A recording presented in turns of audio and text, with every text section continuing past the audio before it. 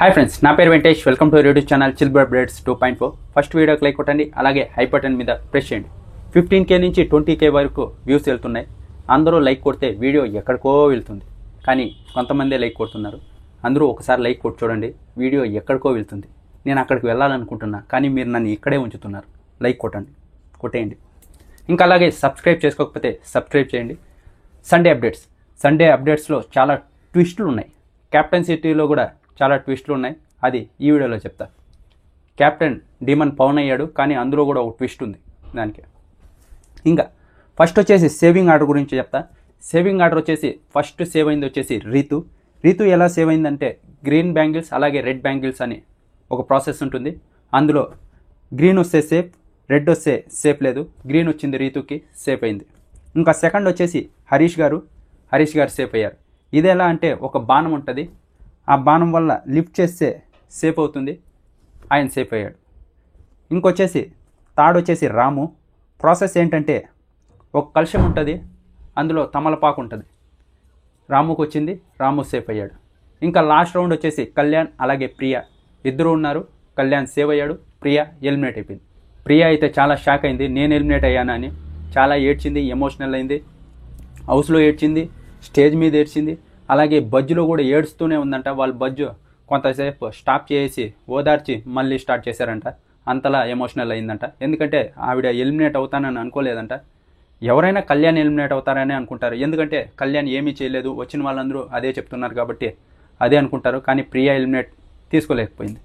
అలా ఇంకొచ్చేసి తనుజ అయితే ఈ సీజన్ మొత్తం కాఫీ తాగకూడదని సాక్రిఫైస్ చేసింది కదా సంజన గారు లోపలికి రావడానికి. కానీ ఈరోజు ఇంకో ట్విస్ట్ ఉంది. అదేంటంటే, డీజే టిల్లు అదే మన సిద్ధు బాయ్ వచ్చేసి లోపలికి కాఫీ తీసుకొని వెళ్తాడు తనుజ కోసం. ఇది చాలా అన్యాయం. అలా అయితే మా రీతు జుట్టు కూడా తిరిగి ఇచ్చేయాలి, ఎలాగైనా ఇచ్చేయాలి. ఆ తర్వాత వచ్చేసి బర్నీ గారు లాకెట్ కూడా ఇవ్వాలి. ఇంకోటి ఇమాన్యుయల్ కెప్టెన్సీ కూడా ఇచ్చేయాలి. ఇది నా ఆర్డర్, ఖచ్చితంగా ఇచ్చేయాలి. ఇది అన్యాయం అవుతుంది.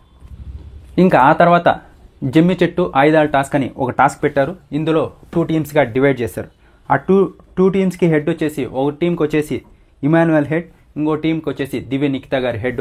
ఇమాన్యుయల్ టీంలో వచ్చేసి కళ్యాణ్, రీతు, ప్రియా, డీమన్, హరీష్ అలాగే ఫ్లోరా వీళ్ళు ఉన్నారు. ఇంకా దివ్య నిఖిత గారి టీంలో వచ్చేసి భరణి గారు, శ్రీజ, సుమన్, తనుజ, రాము అలాగే సంజన వీళ్ళు ఉన్నారు. వీళ్ళకైతే ఒక 5 టాస్కులు పెట్టారు. ఈ 5 టాస్కుల్లో ఫస్ట్ గెలిచిన టీం వచ్చేసి ఫస్ట్ టాస్క్ రెడ్ టీం గెలిచింది. సెకండ్ టాస్క్ మళ్ళీ రెడ్ టీమే గెలిచింది. థర్డ్ టాస్క్ బ్లూ టీం గెలిచింది. ఫోర్త్ టాస్క్ మళ్ళీ రెడ్ టీం గెలిచింది.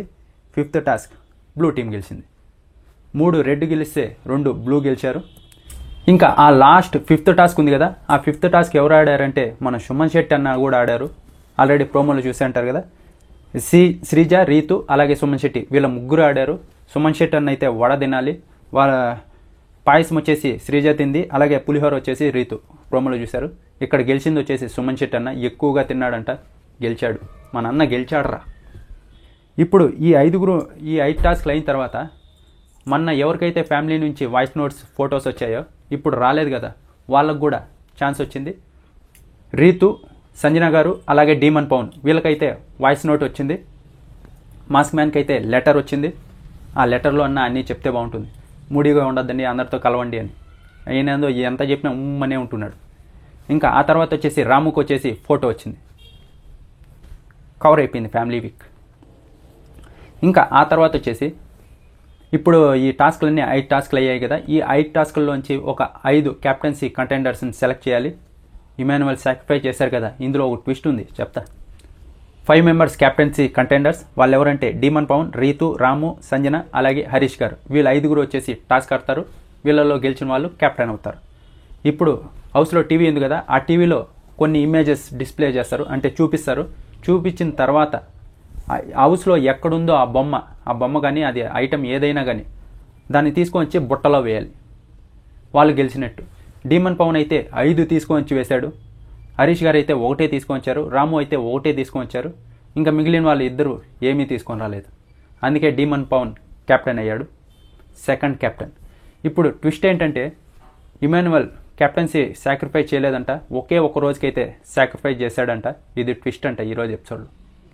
ఒక్కరోజుకి సాక్రిఫై చేశారు. ఆ ఒక్కరోజు కెప్టెన్ ఉన్నాడు కాబట్టి డీమన్ పౌన్ని ఒక్కరోజు కెప్టెన్గా చేశారు, అంతే.